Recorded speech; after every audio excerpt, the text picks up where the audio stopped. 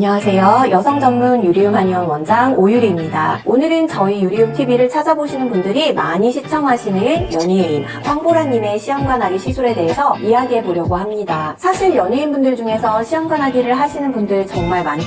최지훈님도 그렇고 아나운서 강수정님도 예전에 시험관하기를 하셨더라고요. 그런데 이번에 황보라님 같은 경우에는 더 이슈가 되고 있는데 웍톡이라는 유튜브 채널에 이 과정을 생생하게 올리면서 많은 난임 환자분들에게 희망을 주고 있기 때문입니다. 배란주사 맞는 것부터 시험관 시술에 대한 과정을 여러 영상을 통해 보여주면서 많은 공감을 자아내더라고요. 순서대로 보다 보니 결국 아기를 가졌을 때의 그 감동도 함께 느낄 수 있었습니다. 난임 전문 한의사 입장에서 봤을 때 황보라님의 사연들이 긍정적인 부분들이 많아서 이렇게 오늘 유리움 TV에서 정리해 보도록 하겠습니다. 아직 안 보신 분들이 있다면 한번 보셔도 좋은 귀감이 될 수 있을 것 같습니다.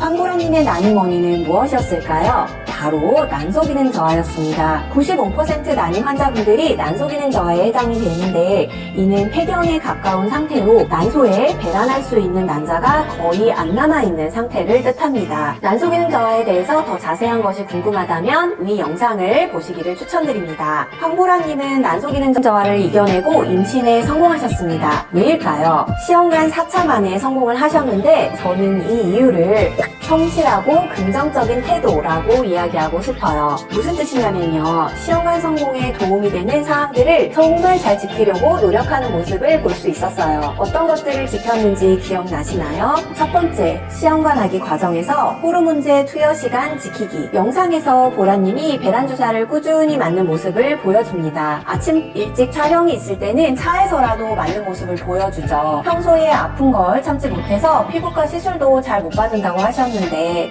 꾹꾹 참으면서 일정한 시간에 맞으려고 노력하시더라고요. 과배란 주사는 되도록 같은 시간에 맞아야 난포 성장이 지속되기 때문에 정말 중요한 부분인데 이를 잘 지키는 모습을 볼 수 있었습니다.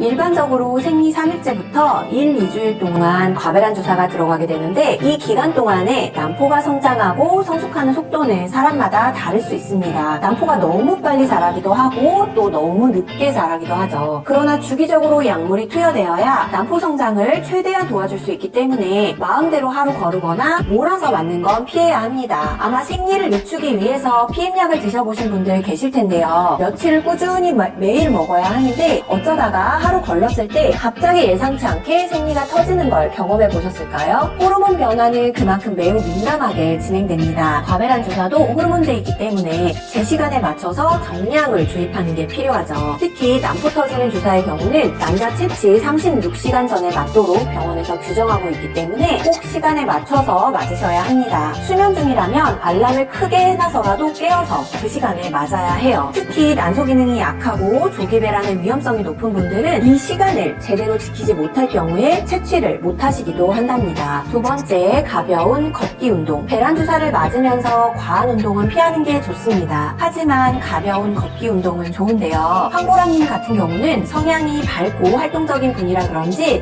집에 가만히 있기보다는 쉬는 날 남산에서 걷는 모습도 보여주시더라고요. 시험관 시술 중에는 술이나 담배도 끊어야 하고 컨디션이 중요한데 가벼운 걷기 운동을 하면서 건강관리도 잘하는 모습이셨습니다. 이런 모습에서 참 성실한 사람이다 라는 생각이 들었어요. 평소 잘 움직이지 않는 분이라면 하루 5,000보 정도부터 걸어보시는 것을 추천드립니다. 단 운동은 개인의 체력에 따라서 차이가 많이 날 수도 있고 관절 질환 여부 등에 따라서 추천하는 운동은 다를 수 있습니다. 무리되지 않는 선에서 운동 횟수나 시간, 강도를 조절하는 게 필요하겠죠? 세 번째, 영양제 잘 챙겨 먹기. 황보라님이 먹는 영양제를 보면 코엔자임 Q10, 비타민 C, E, D, 마그네슘, 엽산, 난자질을 향상시켜주는 DHA, 레스베라트롤, 유산균, 루테인, 오메가3가 있었습니다. 저희 한의원에 내원하는 분들도 많이 드시는 건강기능식품들이었고 제가 진료 중에 권해드리는 종류들도 있어서 영상을 보면서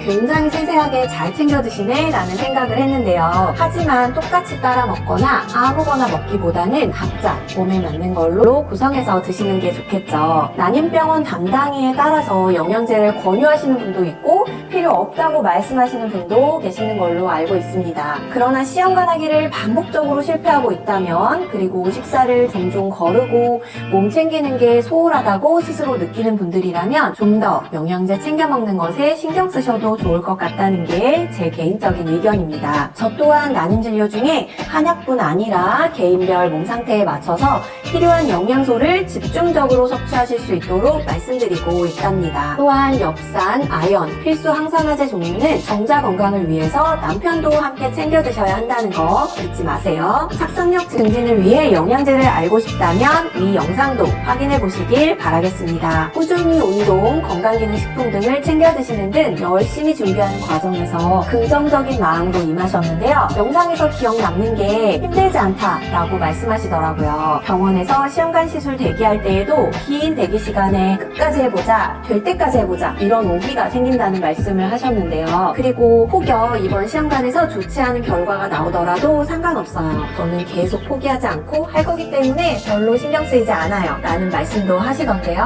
물론 마음속에서 여러 감정이 한꺼번에 들 수도 있고 힘들 수 있겠지만 이런 말과 이런 모습 사실 저는 너무 좋다고 봐요. 고차소 난임 환자분들을 많이 보는 입장에서 이런 긍정적인 마음이 어쩌면 시험관 할 때 가장 중요한 태도라는 생각을 많이 하게 된답니다.